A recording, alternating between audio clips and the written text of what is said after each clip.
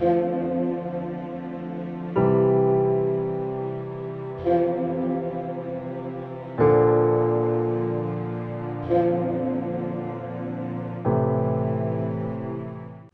لیے آج کی تلاوت مقدس پالوس رسول کا خط کلسیوں کے نام، اس کا پہلا باب 21 سے 23 آیت تک۔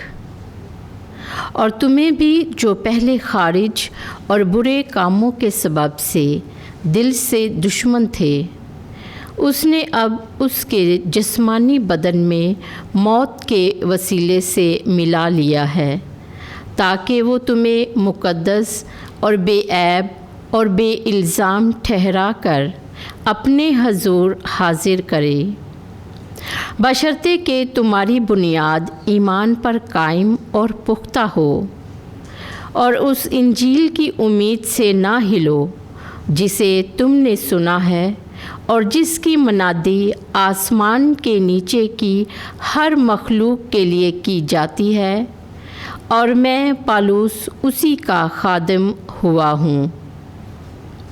پاک کلام کے پڑھے اور سنے جانے پر خدا کی برکت ہو۔